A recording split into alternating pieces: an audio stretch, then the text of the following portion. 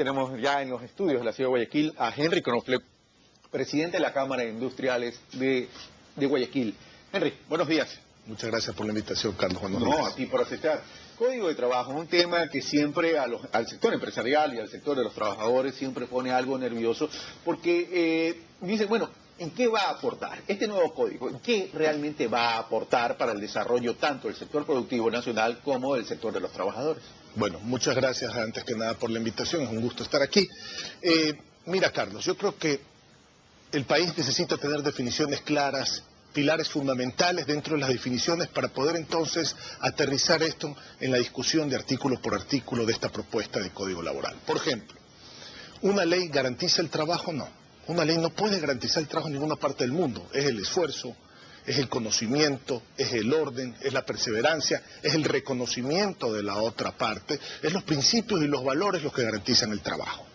Dos, un código en su concepto tiene que ser un documento idóneo, tiene que ser un documento equilibrado, tiene que ser un documento justo, que diga con claridad absoluta y meridiana cuáles son las obligaciones, los derechos y las responsabilidades recíprocas, es decir, del empleador y del trabajador, pero que además promueva la inversión, que promueva la producción, que promueva el empleo decente y que esté de acuerdo, por supuesto, a las tecnologías de la información y la comunicación, porque el mundo va cambiando y va evolucionando y se va modernizando, y ya las contrataciones que no estaban definidas en el código anterior se pueden definir dentro de un nuevo código. Con esta introducción, Henry Knofle, me obligas a hacerte una pregunta.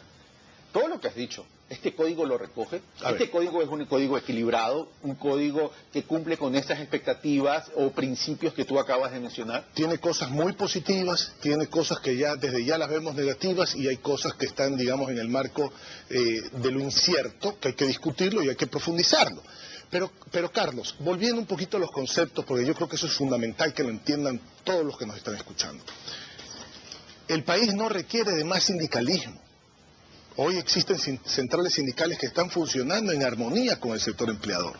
No se requiere de más sindicalismo y un sindicalismo, por ejemplo, sectorial, donde no existe esa idiosincrasia de un sindicalismo sectorial. Siempre los sindicatos han sido por empresa en el país. El país lo que requiere es mayor productividad y mayor competitividad, y hacia eso se tiene que enfocar el código, no hacia el lado sindical, única y exclusivamente. Y otro tema que es muy importante, que está discutido en todos los foros internacionales, Carlos, y que ya es un planteamiento, digamos, universal por parte de la Organización Internacional del Trabajo, es que no puede existir empleo sostenible sin empresa sostenible. Por eso es que hablamos del equilibrio dentro del código. Y eso es muy importante.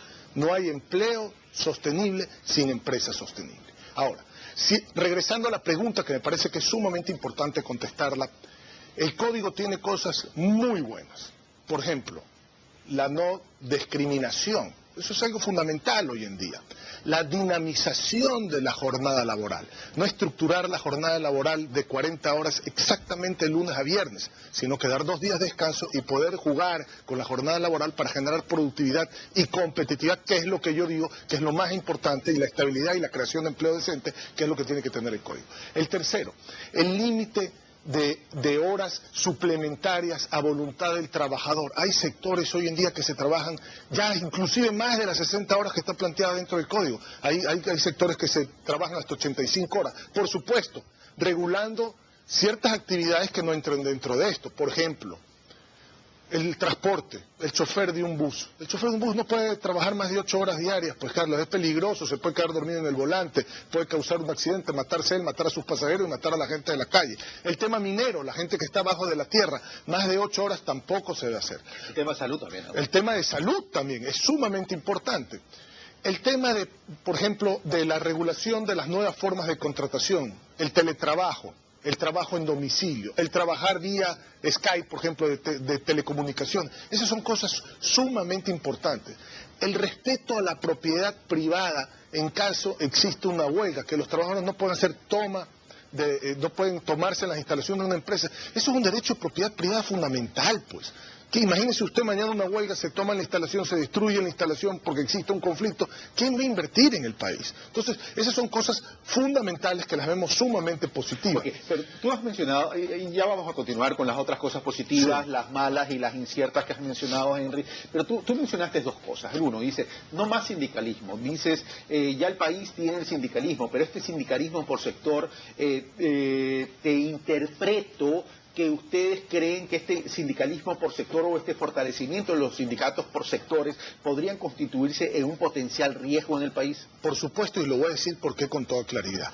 El CONADES, que es el Consejo Nacional de Remuneraciones, habla de 22 ramas sectoriales dentro del país. Entonces, si mañana viene un sindicato por rama, se va a firmar un contrato colectivo dentro del sindicato por esa rama.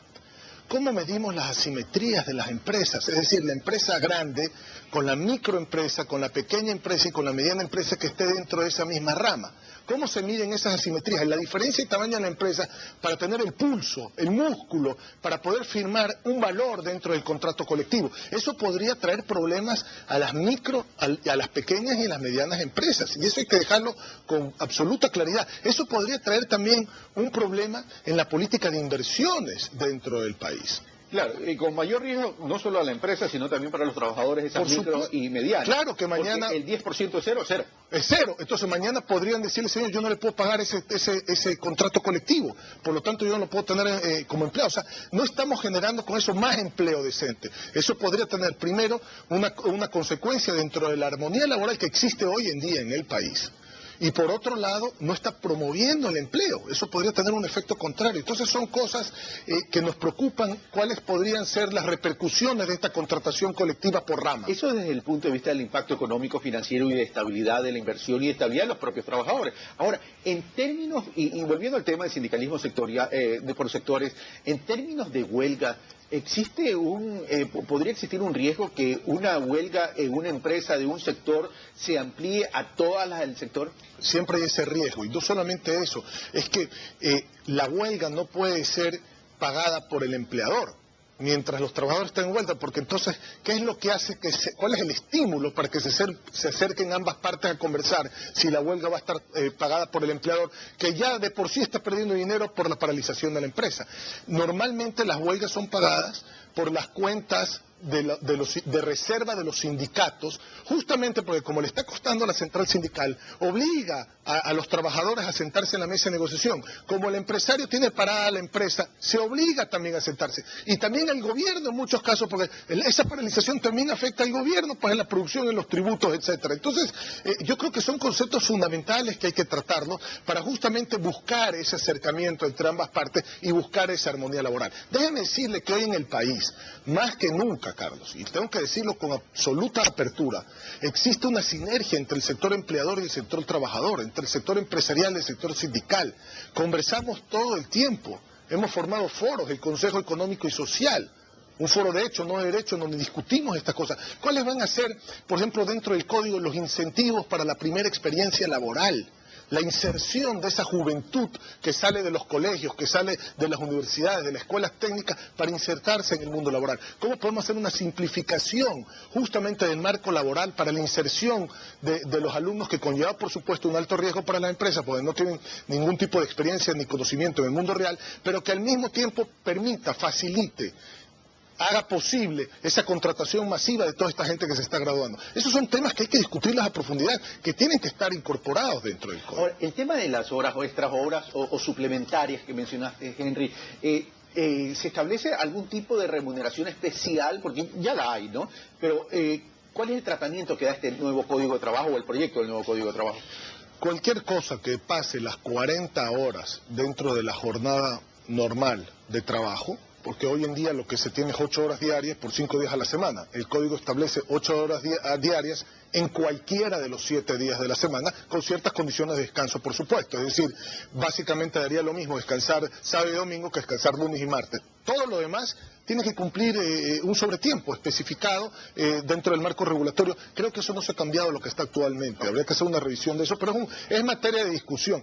Lo que sí me parece positivo, por ejemplo, en este tema, es el tema de la mujer embarazada. El tema de la mujer embarazada, el cuidado de la mujer embarazada, el tema de darle, en caso de un despido, duplicar el tema de la liquidación por despido de la mujer embarazada. Yo creo que eso es un tema que nadie podría estar en desacuerdo. Yo creo que la mujer embarazada tiene que estar protegida, tiene que tener sus derechos y sus garantías, y qué más que se vayan expandiendo esos derechos y garantías por su propio Estado, ¿no? Que tiene que salir el doctor a cada rato, que se tiene que hacer chequeos, que tiene que faltar, etcétera. Entonces, yo creo que eso es sumamente importante, le hace bien al país. Ahora, Henry, dijiste que en este nuevo código, en este proyecto de nuevo código, había cosas buenas, malas e inciertas. Ya has mencionado las buenas, concentrémonos ahora en las malas y en las inciertas.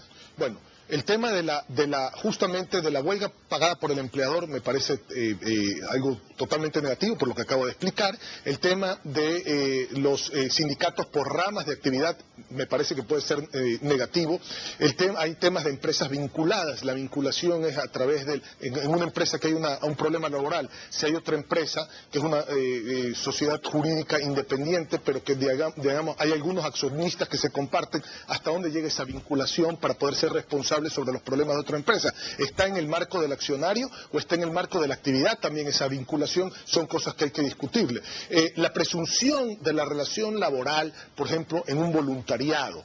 Mañana en una venta por catálogo, aquellas personas que no tienen, digamos, activos, que se les da un catálogo para ir a vender, sobre ese catálogo que esté esa presunción laboral conforme a esa empresa, eso podría traer consecuencias, digamos, dramáticas, por ejemplo, en el tema de cosméticos, en la venta de cosméticos en el país, que así se hace, ¿no? A través de estas grandes compañías, o en el tema del voluntariado. Guayaquil es la capital del voluntariado de América Latina. Entonces, generar una dependencia laboral a través de un voluntariado, por ejemplo, sería pues que mucha gente se retire de ese voluntariado, porque no solamente que va a tener, digamos, derechos, sino que también va a tener, bueno, no solamente que ya tiene las obligaciones, sino que va a tener derechos contra esas obligaciones, y el voluntariado es un trabajo voluntario, justamente. Entonces, esas son cosas que la vemos con problemas.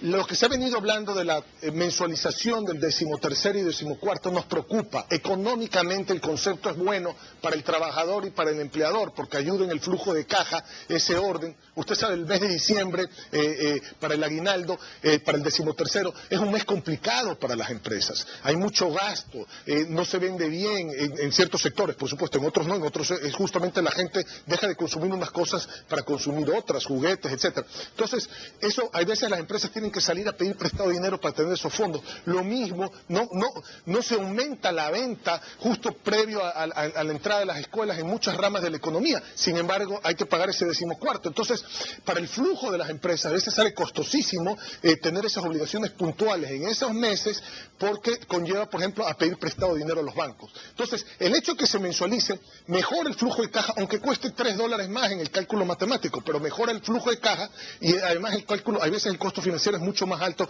que esos $3 más. Pero por otro lado, nos tenemos que preguntar, y para el trabajador estaría recibiendo ese dinero que, digamos, estaría usufructuando de los intereses, del costo de oportunidad de ese dinero, que es lo que defiende el presidente, y en el ejercicio económico está bien. La pregunta es, de fondo, real, práctica, pragmática, ¿hay ahorro en el país? ¿Ese trabajador va a poder ahorrar esa mensualización del 13º para tener el dinero justo cuando lo necesite y además le haya ganado intereses? ¿O a lo mejor ya se lo ha gastado y en el momento que necesita el dinero ya no lo tiene y genere eso un conflicto laboral? Lo que pasa es que aquí tenemos que comenzar en ese punto específico, es, bueno, ¿cuál es el espíritu de la decisión de mensualizar? Si el espíritu es capacidad de ahorro, es decir, que ese valor mensual lo vaya ahorrando, ¿para qué dárselo ahora si igual lo está ahorrando a fin de mes? O lo otro es que ese valor aumente la liquidez para poder financiar su presupuesto mensual. Entonces son dos conceptos completamente distintos. Por supuesto. Eso es lo que tendríamos que discutir, cuál es el espíritu de esa decisión. Exactamente, Carlos, por eso nos preocupa que si esto se vuelve, llamémoslo en términos sencillos, un aumento de salario, cuando llegue la obligación puntual en diciembre o previo a la entrada de clases, ¿cómo se va a cubrir esa obligación puntual? Eso es algo que a nosotros nos preocupa, porque no quisiéramos que por ese tema se genere un posible conflicto, hoy que eso no existe en este momento por el tema de estos salarios. La eliminación de los servicios de obligatoriedad, por ejemplo, en el caso de salud, en el caso de guarderías, en el caso de alimentación, es otro tema que hay que discutirlo a cabalidad, Carlos, porque depende de la situación geográfica de la empresa, depende del número de trabajadores. Hay empresas que lo seguirán haciendo de manera voluntaria porque es parte de su responsabilidad social. Nosotros entendemos como empresarios esa universalización de la salud en el país, ese cuidado que está plasmado dentro de la Constitución que tiene que tener el Estado para la protección de los niños. Entendemos eso perfectamente. Entendemos esas garantías que están en la Constitución. Pero hay ciertos, digamos de manera práctica, hay ciertas empresas que no están ni a 2 kilómetros de un poblado, que tienen que tener estos comedores, no que eso no quiere decir que tienen que proveer de los alimentos, pero que tienen que tener estos comedores, y que muchos de ellos también van a querer tener esta guardianía o estos sistemas de tener un médico en planta en caso exista un accidente, etcétera, hasta que se movilice un hospital. Entonces, yo creo que estas cosas también dependen del tamaño de la empresa, dependen de la ubicación geográfica de la empresa, y son cosas que se tienen que discutir también en profundidad. Henry Knockler, muchas gracias por estar con nosotros. Muchas gracias a usted por la invitación. Bueno, esto ha sido Cere Plus al Día. Soy Carlos Rabascal. Yo los espero el día de mañana.